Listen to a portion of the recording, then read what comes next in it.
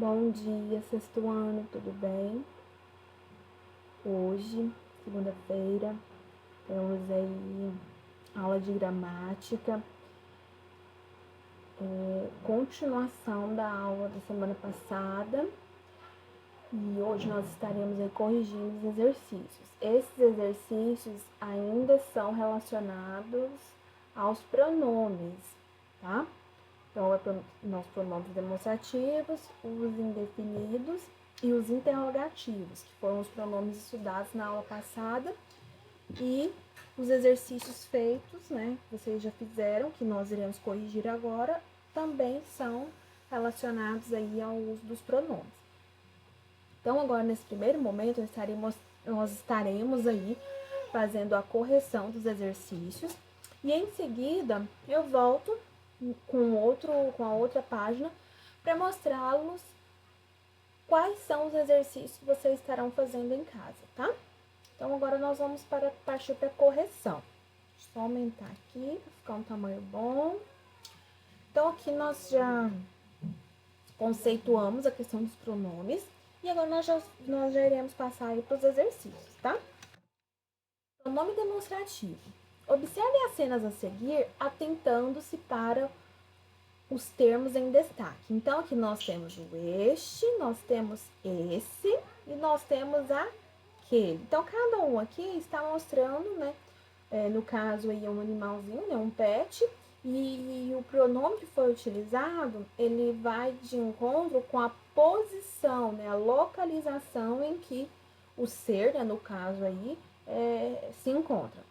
Na letra número 1, vem pedindo o seguinte: observe as falas da menina e a distância entre ela e os cachorrinhos. Em seguida, complete as frases com as palavras este, esse ou aquele, estabelecendo as relações entre essas palavras e as situações de cada ilustração. Então, na letra A, fala o seguinte: a palavra este foi empregada em razão de a menina estar bastante próxima ao animal indicado por ela. Então, quando, né, o objeto, o animal, a pessoa estiver próximo, utiliza-se o este.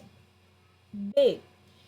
Em outra cena, a palavra esse foi utilizada para empregar que o cachorro apontado pela garota estava mais próximo da mãe, pessoa com quem ela conversava. Então, nessa situação aí, nós utilizamos esse. Letra C. Finalmente, a palavra aquele foi usada para mostrar que o cachorrinho estava longe tanto da filha quanto da mãe, ou seja, as duas pessoas do discurso. Então, vai utilizar o aquele. Ambos termos, ambas palavras aí, elas são pronomes, né? Que vocês já sabem aí, pronomes demonstrativos. E aí aqui segue esse quadro que nós já estudamos ele durante as lives e também durante a videoaula, que também nós já estudamos. E aqui nós passamos aqui para os pronomes indefinidos, tá? Leia a seguir um provérbio alemão e observe a palavra em destaque. A companhia de todos não vale a companhia de um amigo. 1. Nesse provérbio, a palavra todos refere-se a alguém de forma precisa ou imprecisa. Por quê? É de forma imprecisa, porque quando você diz todos, você não está especificando quem é. Então, pode ser qualquer uma pessoa, qualquer indivíduo. Número 2. De acordo com o provérbio, porque a companhia de todos não vale a companhia de um amigo? Olha só. Porque todos pode ser qualquer um, pode ser qualquer pessoa, conhecida ou não, pessoas que você goste ou não, né? E já, né, o amigo de alguém conhecido, né, por quem você tem afeição, né? Usou aí a palavra afeição, carinho, cuidado, ele pode ser igualado a uma outra pessoa. Então, por isso que a companhia, no caso aí, é única, tá? 3. Você concorda com a mensagem transmitida pelo provérbio? É uma resposta muito pessoal, então cada um aí tem o seu posicionamento em relação. Aí aqui nós seguimos aí com a tabela dos pronomes indefinidos. E aqui nós já temos os pronomes interrogativos. Então, olha só na número 1. Leia a tirinha em que Haroldo auxilia Calvin em uma tarefa da escola. Na letra A vem pedindo o seguinte: em sua opinião, o que levou Haroldo a concluir que pronome é um nome a favor dos nomes? Comente. Então, o que, que nós temos aí? Ele pensa, né, ele acredita aí que ele acha que o pro, né, vem de prol, né, em prol da educação, em prol da natureza, que é algo favorável. Ele achou que esse pro aí do pronome também tinha essa mesma significação, tá? Letra B. Compare as duas perguntas a seguir, relacionadas à tirinha de Calvin. 1. Preciso de ajuda na minha tarefa. O que é um pronome? O que é um pronome? 2. Preciso de ajuda na minha tarefa. Quero saber o que é um pronome. Então, olha só. Como você pode perceber, as duas frases possuem o mesmo sentido. No entanto, elas foram escritas de formas diferentes. Uma é direta e outra é indireta. Identifique qual é a pergunta direta e qual é a indireta, apontando as diferenças entre as duas. Não que eu fazer uma pergunta direta. Quando você faz a pergunta, o próprio nome já diz, né? Direta, cara a cara. E quando é algo indireto, você está perguntando para um terceiro ou vagamente, você não está falando diretamente. Então, na número 1 é uma pergunta direta, tem até o ponto de interrogação no final. E na número 2 já é a pergunta indireta. Então, o que vai diferenciar aí? O sinal, né, o ponto de interrogação e a expressão quero saber. Continuando aqui no praticando. Gente, que imagem bonita, olha. Nossa, lindo. Adorei. 1. Leia a seguir um trecho de um poema. O nada e o coisa nenhuma saíram a parte alguma. Quando chegaram à estrada que levava a parte alguma, o nada disse a coisa nenhuma. Este passeio vai dar em nada. Do Sérgio Caparelli. Esse poema apresenta alguns pronomes que se repetem ao longo do texto.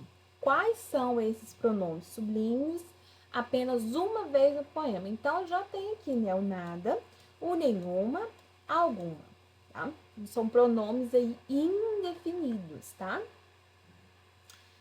B, né, como esses pronomes são classificados? Eu acabei de falar, né, pronomes indefinidos, não tem definição, você não sabe, né, o que é ou quem são, o que lugar é. C. Qual é o efeito de sentido provocado pela repetição desses pronomes?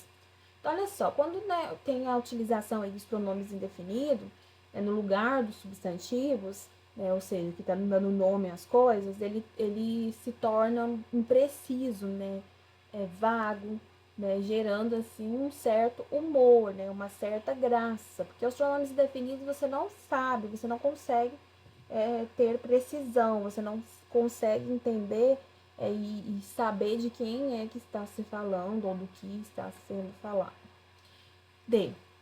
Se a primeira estrofe fosse reescrita da seguinte maneira: o nada e o coisa nenhuma saíram a alguma parte, haveria mudança de sentido? Explique.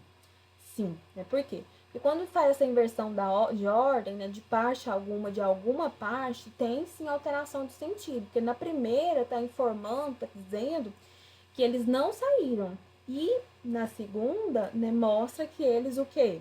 Saíram. Só não sabemos para que lugar que eles foram. Seguindo aí. Opa. Gente.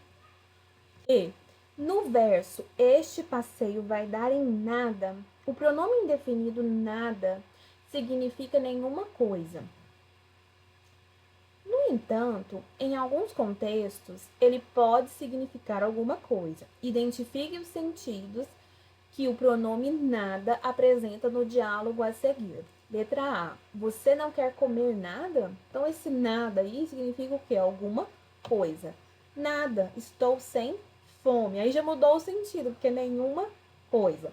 B. Oi, Camila. Passei aqui para saber se você não quer nada. Então, nós temos aí alguma coisa. E por fim aí, obrigada. Não preciso de nada por enquanto. Aí já tem o sentido de nenhuma coisa, que é o sentido oposto de alguma coisa. 2. Veja a seguir duas capas de livro. Não pegue este livro, fuja, corra. B. 2, na verdade. Aquele estranho colega, o meu pai, do Moacir Scliar. E o outro livro do Carlos Martins.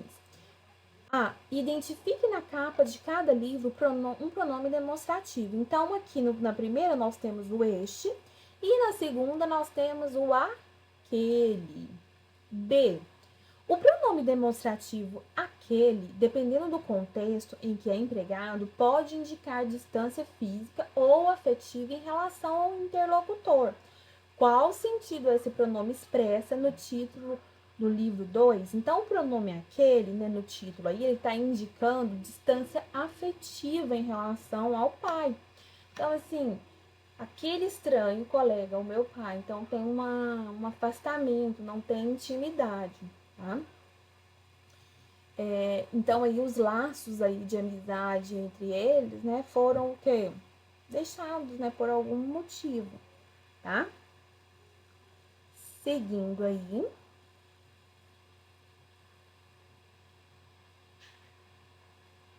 C.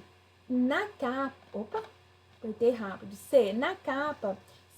Na capa 1, se o pronome este fosse substituído pelo pronome aquele, haveria mudança de sentido? Explique. Sim, né? Por quê? Porque o pronome este, ele é empregado para referir, né, fazer referência ao próprio livro, né, que está próximo aí do leitor, né? E aí certamente ele conseguiria, né, pegar ele, né, colocar ele em mãos.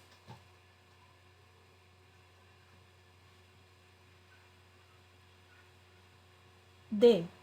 Em sua opinião, o leitor do livro 1 fará o que foi pedido no título do livro, não pegá-lo, fugir, correr? Por quê? Então, é uma resposta pessoal, né? Então, olha só, o título aí, ele deixa a pessoa inquieta, curiosa, né? E aí, ele fica pensando em com relação a esse pedido, né?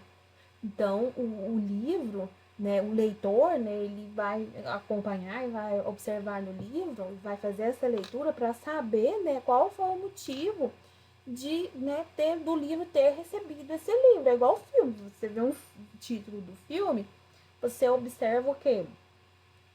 A característica, o que te chama atenção. Se o título for provocativo e chamativo, consequentemente você estará assistindo o filme. Assim acontece também com os livros. Seguindo ainda número 3. Leia o texto de uma reportagem da revista Pesquisa Panesp, da Fundação Amparo. A pesquisa do Estado de São Paulo, tá? E aí vocês já leram, né? Que vem falando sobre a questão das bibliotecas, da USP, que é lá em São Paulo. Aí na letra A pede o seguinte: em sua opinião, considerando o contexto da era digital, qual a importância da digitalização de obras impressas? Então, por que é importante, né, digitalizar? O que é digitalizar um livro? É você pegar um livro, né, que está lá impresso, né, em papel, e aí você digitaliza ele, você joga ele para o mundo virtual, né? Por exemplo, esse material que nós estamos vendo agora, né, estudando, é um material digitalizado. Se vocês têm ele, tanto vocês quanto eu temos a versão impressa, porém tem ele digitalizado. Então, é importante, porque atravessa barreiras, facilita o entendimento, facilita o acesso, tá? B. Agora, elabore perguntas utilizando pronomes interrogativos para as respostas a seguir. José Minglin. Então, olha só, deixa eu aumentar aqui. Quem doou mais de 30 mil títulos da coleção brasiliana? Aproximadamente 3,5 títulos. Quantos livros estão disponíveis para download no site? Não faço nada sem alegria. Qual é o nome da exposição permanente da biblioteca? Então, aqui nós temos a resposta, e aí aqui nós estamos fazendo o quê? As perguntas, utilizando aí os pronomes interrogativos. Quem, quantos, qual. 2 de abril de 2013. A partir de que dia os pesquisadores tiveram acesso aos livros físicos? Então, aqui, de quê? Nós temos aí um pronome interrogativo. Então, se vocês forem nesse site aqui, ó, no site que é colocado aqui da USP, vocês conseguem baixar vários e vários livros. Então, só vocês colocarem lá a biblioteca da USP, que vai aparecer o primeiro link e aparece, né, a indicação lá para download de livros, tá? Seguindo aí, só alinhar aqui essa página. Leia a tirinha a seguir. Passei um mês viajando. Espero que Helga tenha esquecido daquela discussão. Aí ele volta. Tem duas placas aqui, né? 2 cartazes. Porque você estava errado, porque eu estava certa. Ou seja, né, ele tá com sérios problemas aqui, né? A Helga tá brava com ele. O que para Agar era algo passado e para Helga ainda era atual? A discussão que eles tiveram, né? Ele viajou por um mês, mas ela não esqueceu. B. Identifique e classifique a palavra que Agar empregou para indicar essa distância temporal. Aquela, né, que é um pronome demonstrativo. E aí entra aí na questão do gênero e do número. Os pronomes demonstrativos, eles, né, sofrem essa variação de gênero e número. Então, o aquela é um pronome demonstrativo que está no feminino e no singular. Lembrando que feminino é gênero e singular é número. Se a palavra aquela fosse trocada por esta, o efeito de humor da tirinha seria o mesmo? Explique. Não, né? Por quê? Porque o engraçado é justamente, né, a questão aí da Helga não ter esquecido a discussão. Aconteceu há mais de um mês e ela ainda tá brava com ele. E aí nós temos essa identificação aí a partir do pronome aquela, né, que faz essa retomada aí com o H. Seguindo aí. Opa. D. Como você viu, Agar empregou o pronome demonstrativo aquela para indicar que a discussão que teve com Helga estava temporalmente distante dele, ou seja, né, estava no passado. Então, olha só, em um texto, quando se quer fazer referência, né, indicação a elementos que já foram ditos, que já foram mencionados, nós podemos aí empregar os pronomes demonstrativos aquele ou aquela, que se refere ao que está mais distante, e este ou essa, que é o que está próximo. Você agora vai reescrever as frases, né, a seguir, substituindo as palavras, né, destacadas por pronomes indefinidos. Então, olha só. Ana e Paula apresentaram um trabalho sobre um autor clássico da literatura. Paula explicou sua obra, Ana falou sobre sua vida. Como que fica aí a reescrita. Nossa, gente, é porque tudo Ana Paula, né? E é Ana e Paula. Ana e Paula apresentaram um trabalho sobre um autor clássico da literatura. Esta explicou sua obra, aquela falou sobre sua vida. Então, foi utilizado esta, que faz referência a quem? A Ana, e o aquela, que faz referência a Paula. Cláudia e Maria praticam esportes. Maria adora natação. Cláudia prefere voleibol. Cláudia e Maria praticam esportes. Permanece do mesmo jeito, porque você vai fazer essa substituição logo após. Porque se você fizer antes, então fica sem lógica. Você está substituindo o quê? Esta adora natação e aquela... Esta adora natação, aquela voleibol. Prefere voleibol. Esta está relacionada a Cláudia e aquela a Maria, tá? Seguindo aí, nossas correções. Aí, o que acontece, meninos?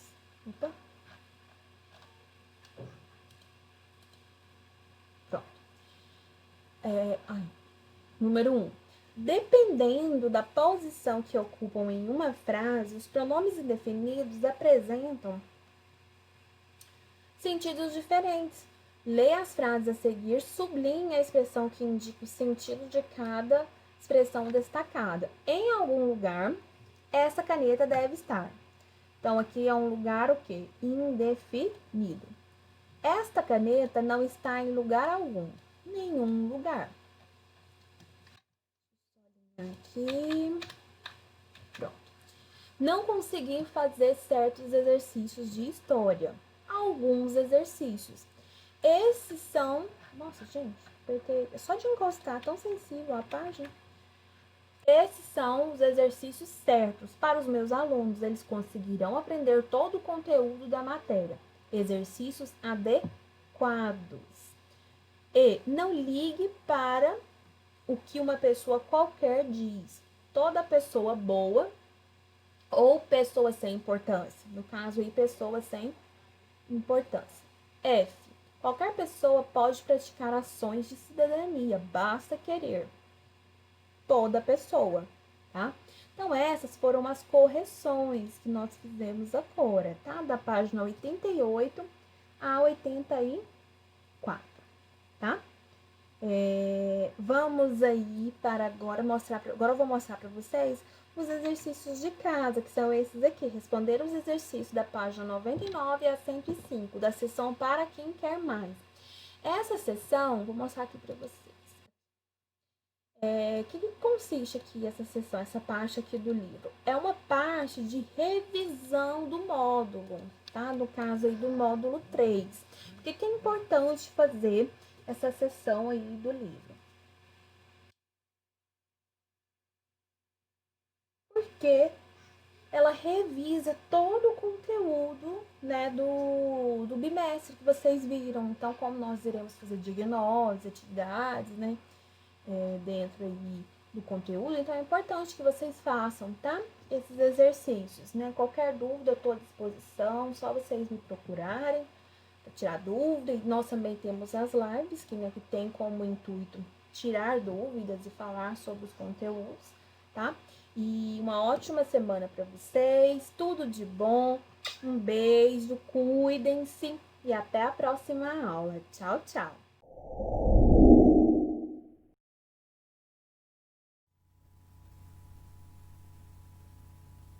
Bom dia! Vamos aprender as operações com os números decimais? Lembra-se das ordens e classes dos números decimais? Pois é, agora vai ser importante, porque utilizaremos o quadro de ordens e classes para sistematizar o conhecimento. Logo após, faremos as operações de adição e subtração com os números decimais.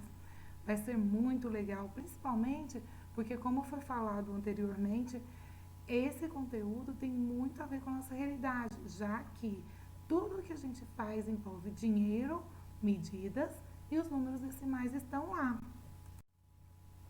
De acordo com o quadro de ordens do sistema decimal, cada algarismo do número ocupa uma ordem no quadro. Ordem, gente, é cada coluna dessas. E classe é a cada 3 colunas, cada 3 ordens, eu tenho uma classe. Veja só, anteriormente, nós aprendíamos somente com os números naturais o quê? Que tinha a ordem dos unidades simples, a cada 10 fazia uma dezena, a cada 10 completava uma centena. Então, a cada 10 eu ia trocando de coluna ou de ordem. A cada 10 eu acrescia uma ordem. E o que significa isso? Significa que existe uma organização entre os números do nosso sistema numérico. Isso é uma característica do sistema indo-arábico. E quando eu não tenho alguma representação, eu coloco o algarismo 0 para dizer que não tem aquele valor. Só que agora nós vamos mexer também com os números decimais, que são as casas à direita da vírgula. Ou seja, os décimos, os centésimos, os milésimos E os números decimais, só lembrando, que não passam de uma representação também dos números fracionários. É uma forma de escrever diferente com vírgula. Da mesma forma que para a esquerda da vírgula os números vão mudando de ordem a cada 10, na parte decimal os números vão mudando de ordem a cada 10 também. Eu tenho os décimos, que vão de 0 até o 9, depois eu passo para os centésimos, depois eu passo para os milésimos, e assim sucessivamente. Os algarismos antes da vírgula são chamados de parte inteira, e depois da vírgula são chamados de parte decimal. Veja só o número 16,162. Eu leio 16 inteiros e 162 milésimos. O nome que eu falo aqui, ó, milésimos, é exatamente o endereço do último número que apareceu na minha representação em forma de algarismos. Como eu estou falando da terceira casa depois da vírgula, eu vou lá na minha tabelinha e vejo que depois da vírgula, a terceira casa é a casa dos milésimos. Então, assim eu chamo. Veja só o número 0,23. Ele vai se chamar 23 centésimos, porque o último número, que é o 3, está na segunda casa depois da vírgula. E a segunda casa depois da vírgula, de acordo com a minha tabelinha, é a casa dos centésimos. Casa é a mesma coisa de ordem. Se o número possui, então, duas casas decimais, ele vai chamar centésimos. Se possui 3, milésimos. E se ele parar na primeira casa depois da vírgula, vai se chamar décimos. Lembrando que, apesar de ter o número 23, eu posso também enxergar que tem décimos e tem centésimos.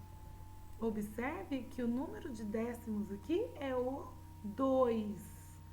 Se eu olhar na minha representação, eu vejo que no décimos eu tenho quanto?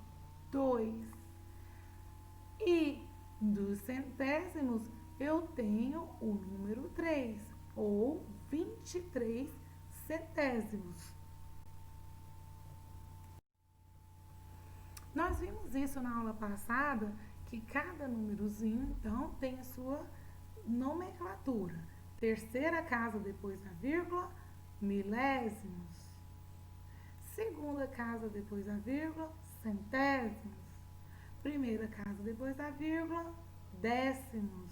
Ao pouco você vai se acostumando.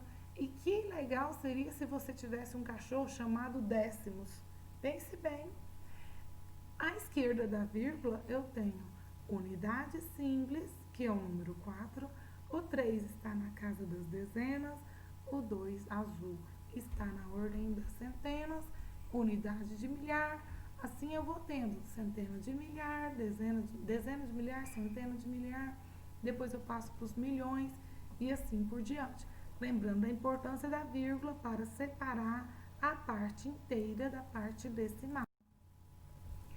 Vamos ver o que esse menininho aí está nos apresentando.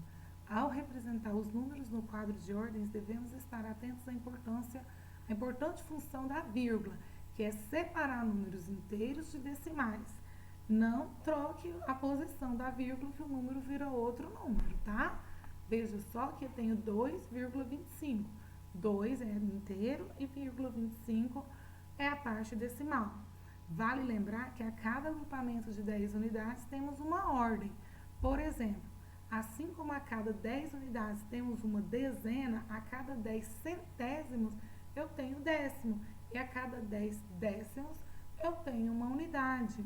Então, sempre vindo da direita para a esquerda, a cada 10 ele vai mudando de nome, a minha casa vai mudando de nome, de endereço. Porque o nosso sistema fala sistema decimal. Decimal, lembra o nome? 10. Então, cabe no máximo 10 para depois virar a próxima ordem, que seria do 0 até o 9, para cada uma delas. Com o auxílio de uma fita métrica, constatei que tenho 1,53 metros de altura, ou seja, 1,53 m. Segunda casa é o quê? A casa dos centésimos. Então, eu tenho 1,53 m. Represente no quadro de ordem abaixo a minha altura. Tive uma interrupção aqui, é porque meu filho quer o telefone do Renato Garcia. Ele é um youtuber. Se alguém tiver o contato, por favor, me passe. Então, vamos representar 1,53 m. A parte inteira, que é 1, vou pegar minha canetinha, é 1 inteiro, vírgula, e ponho o número 53. E nós chamamos de 1,53 m.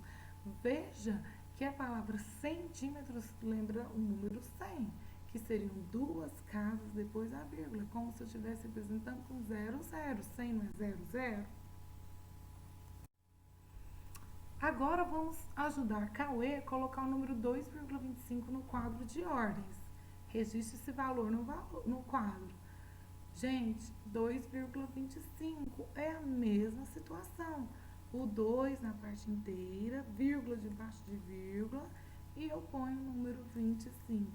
Então, a leitura desse número seria 2 inteiros e 25 centésimos. Lembrem que o último número é o que eu vou falar o nome dele, 25 centésimos. Ganhei de meus pais a cédula e as moedas representadas acima, para comprar um jogo. Represente no quadro de ordens a quantia que elas totalizam. Eu quero saber quanto que eu tenho de dinheiro. Vamos tentar? Eu tenho uma nota de 100, 3 moedas de R$1, uma moeda de 25 centavos, uma moeda de 10 centavos e uma moeda de 5 centavos. Então, eu tenho 100. 100 é o quê? É na parte da inteira ou na parte dos décimos? Olha o nome, R$100. Se eu estivesse falando de centavos, eu entraria na parte decimal, porque lembraria os centésimos. Mas eu estou falando da parte inteira, R$100. Só que além de R$100, eu tenho 3 moedas de R$1. Então, eu tenho 100 mais 3. Então, eu tenho a representação, seria assim, ó. Eu tenho 100 mais 3 mais 25 centavos mais 10 centavos dá 35. Mais 5 dá 40. Então, eu tenho mais 40 centavos, assim que representa, não é? Então, quanto que eu tenho de dinheiro? Vamos pensar? A parte de unidades eu tenho 3, que é R$3. A parte de centena eu tenho 100, então eu vou colocar aqui 100. Só não vai escrever 100 porque o 3 unidades está sobrepondo 100. E eu tenho 40 centavos, que é 25 mais 10 mais 5. Esse 40 centavos é depois da vírgula. Então, eu tenho R$103,40, representado assim. Observe que cada macaco no seu galho. O que é isso? Unidade na unidade, dezena na dezena, centena na centena. Décimo no décimo e centésimo no centésimo. Eu só posso fazer operação quando elas fazem parte da mesma ordem. Veja só, eu somei 25 mais 10. Por que eu somei? Porque 25 centavos e 10 centavos me deu 35 centavos. E depois eu somei 5 centavos. Então, ficam todos na mesma ordem, 40 centésimos, centavos. Isso já me dá uma noção do que é a soma e subtração de números decimais. Veja o passo a passo. 1.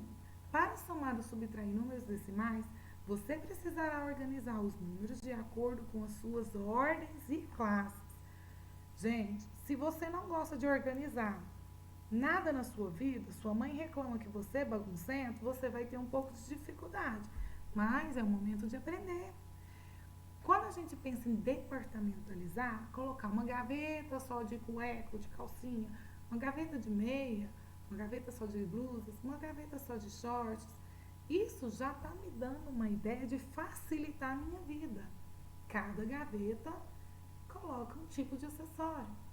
E aqui é do mesmo jeito, eu vou organizar minhas classes e ordem como se fosse a gaveta.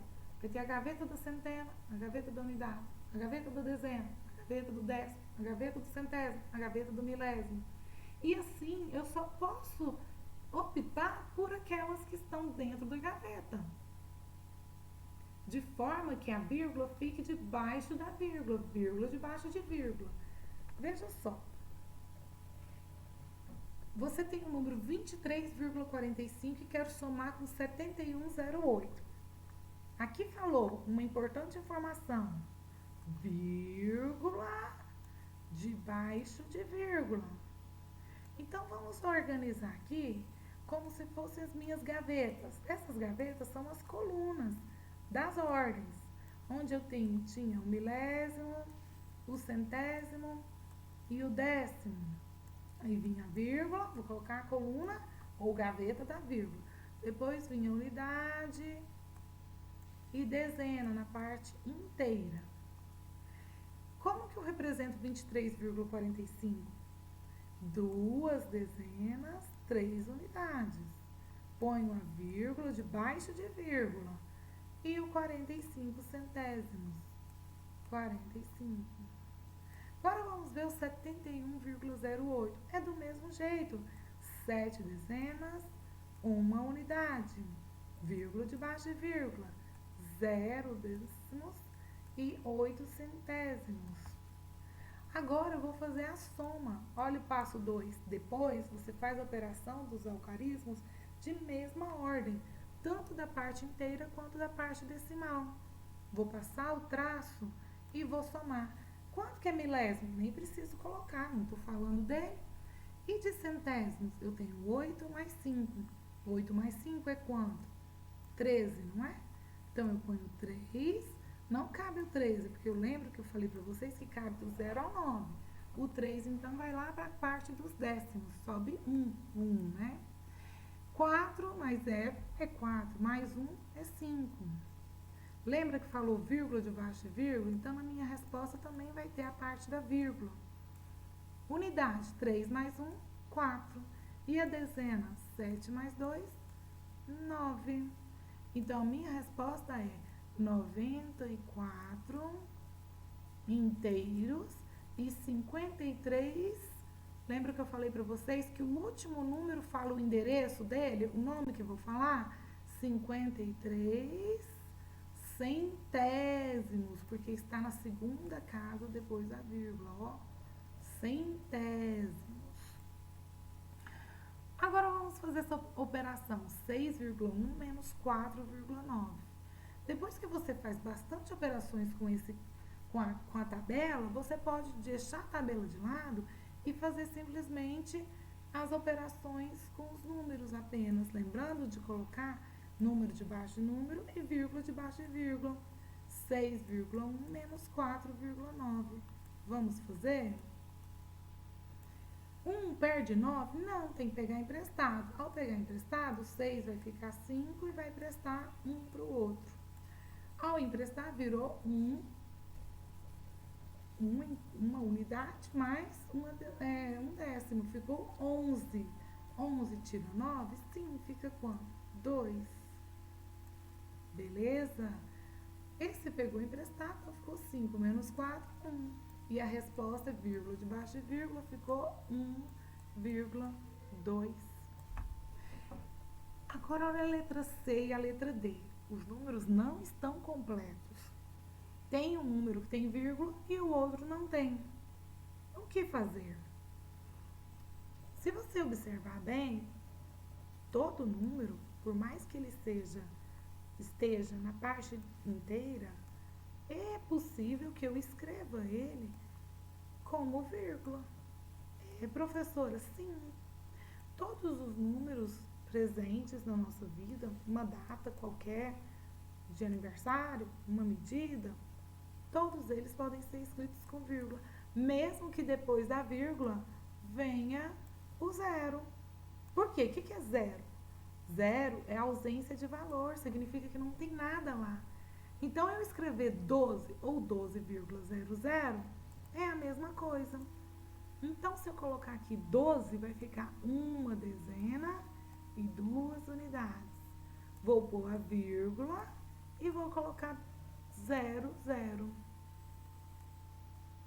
Olha o outro aqui, 32,6. Então, eu vou escrever 3 dezenas, 2 unidades, vírgula debaixo de vírgula e vou pôr o 6. Posso ou não completar o zero na última casa, tanto faz, porque na do centésimo não tem nada mesmo. Zero e nada é a mesma coisa. Então, eu passo o traço e faço a soma normalmente. Deixa eu só corrigir aqui, que esse número aqui é um 6, tá? Ficou bem diferente. Vou corrigir e agora eu vou pôr o 6 novamente. Então, eu posso somar normalmente. 0. Lembrando, tanto faz eu colocar o centésimo, bilésimo, não, tudo é 0.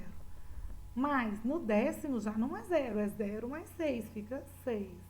Vírgula debaixo de vírgula, 2 mais 2 é 4 e 3 mais 1 é 2. É como se eu tivesse somando, desculpa, 3 mais, ó, o que eu falei? 3 mais 1 é 2? Não, 3 mais 1 é 4. Eu escrevi 2. Deixa eu apagar aqui. 4. É como se eu estivesse somando R$12 mais R$32,60. Centavos você faz com centavos. Se R$12 não tem centavos, você deixa os 60 centavos guardadinho aqui, esperando. E faz a soma do dinheiro. Quanto que é R$12 mais R$32? 44. Então, ficou R$44,60. Ou, isso é no real, né? Mas, em termos gerais, a gente fala 44 inteiros e 6 décimos. Ou eu posso falar 44 inteiros e 60 centavos, 60 centésimos. Posso? Posso. Se eu quiser parar lá na casa dos centésimos, eu vou falar os centésimos. E eu poderia dizer que é 44 inteiros e 600 milésimos? Poderia. Eu posso crescer o zero para a direita quantas vezes eu quiser, tá? Não atrapalha o número. Da mesma forma que o zero para a esquerda, eu posso colocar quantos eu quiser, não altera o valor. Agora, se eu já colocar no meio das unidades, já diferencia. Vamos ver agora o número 15 menos 4,1. Você vem aqui, vou pegar outra cor, tá? Vou colocar roxo, né? Acho que foi roxo que eu peguei. Eu vou colocar o 15 e vou tirar 4,1. O 15 não tem vírgula, mas eu vou colocar porque o 4,1 me sugere que eu coloque vírgula, porque é vírgula debaixo de vírgula. Vou subtrair. 0 tira 1, não tira, pega emprestado. Então, o 5 vai virar 4 e o zerinho aqui, ó, vai virar 10. Agora, 10 tira 1, tira, fica quanto? 9. Vírgula debaixo de vírgula. Não tô conseguindo escrever aqui embaixo por causa do barra de tarefa aqui. Fica o 9. 4 menos 4 é 0. Desce 1, né? E lembrando que tem vírgula debaixo de vírgula. Então, ficou 10 inteiros e 9 décimos. Poderia ser 10 inteiros e 90 centésimos? Poderia. Poderia ser 10 inteiros e 900 milésimos? Poderia também. 10 inteiros, vírgula 9 ou 10,90. Tudo é mesmo valor. Ou 10,900, tudo é a mesma quantia.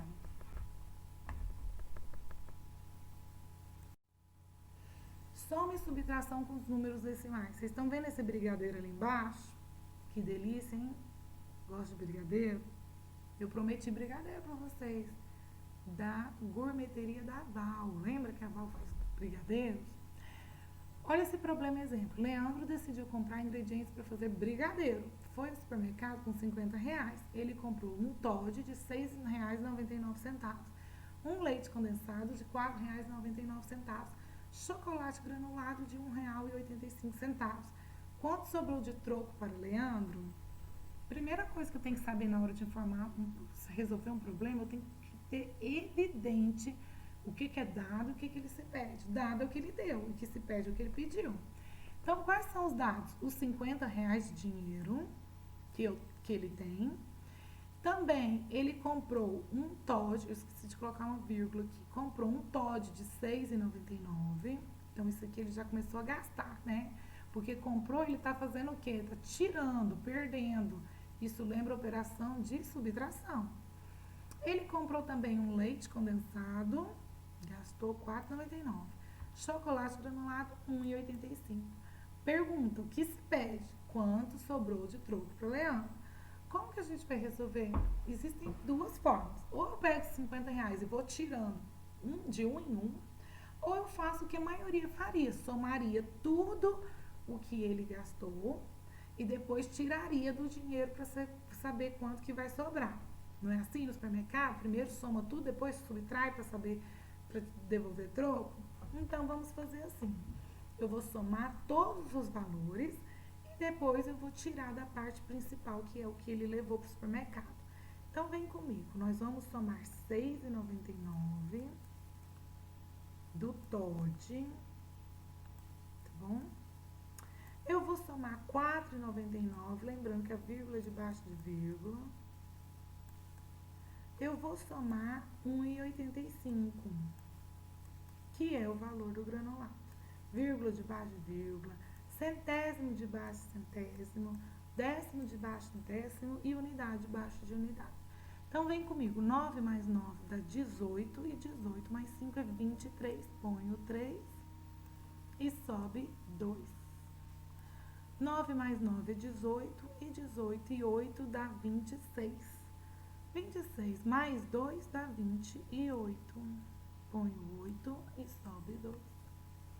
Lembra que a vírgula debaixo de vírgula desce ela. 6 mais 4 é 10, mais 2 é 12. E 12 mais 1 é 13. Então, Leandro gastou R$13,83. Talvez um aluno até colocaria isso aqui como resposta, se não prestasse atenção no que se pede. Quanto sobrou de troco para Leandro? Então, agora eu vou pegar o dinheiro total, que é 50, e vou tirar R$13,83. Lembra que eu falei que tem que ter vírgula debaixo de vírgula? Ops, os 50 eu não escrevi com vírgula. Então, a sugestão é que você complete as casinhas e faça a subtração. 10 tira 3? Não, tem que pegar emprestado. Mas espera aí, ele vai emprestar do outro zero? Não, do outro também? Também não tem como. Então, vamos fazer uma sequência de empréstimos. O 5 vai ficar 4. Vai emprestar para esse vizinho aqui, que vai ficar com 10.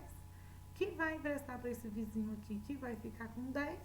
Que vai emprestar com esse vizinho aqui, que vai ficar com 10. Então, esses que saíram emprestando vão ser 9, porque quem mandou emprestar, né, vai ficar com 1 a menos. Agora sim, o último ficou 10, porque ele saiu pegando esse 1 de cada um. Beleza. Então, ficou 10 menos 3, 7. Esse aqui tinha 10, mas como ele emprestou 1, ficou 9. 9 menos 8 é 1. Esse tinha 10, mas ele emprestou para o vizinho, não foi? Esse que emprestou para ele, então ficou 9. 9 menos 3 é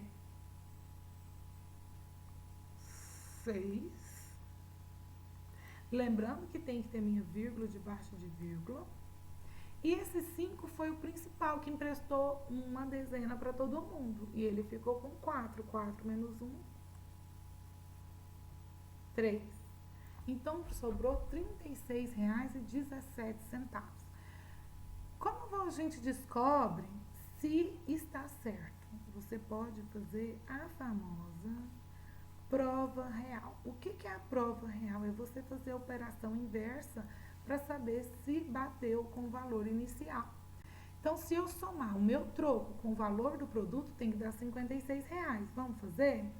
Sim, 36 inteiros e 17 centésimos, ou R$36,17, ao somar com R$13,83, tem que dar o valor de R$50. Então, fica 7 e 3 é 10, vai 1. 8 mais 1 é 9, mais 1 é 10, vai 1. 6 mais 3 é 9, mais 1 é 10, vai 1. 3 mais 1 é 4, mais 1 é 5. Opa! Põe a vírgula debaixo da vírgula, R$50. Então, minha continha está correta. Essa prova real é meu rascunho. O que o exercício perguntou foi quanto sobrou de troco para Leandro. Sobrou para Leandro, vamos colocar o R e o cifrão, porque nós estamos falando de dinheiro. Sobrou R$36,17. Ó, Leandro, você tá bem, hein? Dá pra fazer um monte de brigadeiro. Manda pra cá. Eu trouxe essa curiosidade sobre brigadeiro. O que você não sabia sobre o brigadeiro? O brigadeiro costumava ser feito com leite, manteiga, ovos, açúcar e chocolate. Hoje a gente não usa na nossa receita os ovos, nem o leite, mas a gente usa leite condensado, manteiga e chocolate. 2. O brigadeiro tem esse nome por causa de uma campanha política. 3. O leite condensado, principal ingrediente do brigadeiro, foi criado pelo americano Gil Borden em 1856. 4. Um brigadeiro de 30 gramas tem cerca de 100 calorias. Oh, gente, como engorda um brigadeiro, mas como é gostoso. 30 graminhas, 100 calorias. Agora é a sua vez. Responda no seu caderno o probleminha que eu apresentei na sexta-feira. Qual é a medida do homem mais alto do mundo? Pesquisa no Google. Faz uma pesquisa e anota no caderno. Ele tem quantos centímetros a mais do que você? Para isso, você precisa saber sua altura. Você já sabe? Tira a medida, marca, fica retinho na parede, marca um sinalzinho e pega uma régua mesmo e vai somando. Se você não tiver a trena, vê a sua altura e vê quanto que ele é a mais do que você. E na nossa sala de aula, quem é a pessoa mais alta da turma? Eu tenho uma suspeita. Quanto será que ele mede, hein? E na sua casa, qual a medida das pessoas que vivem com você? Falta muito para você alcançar a medida do seu pai ou da sua mãe? Quanto que falta?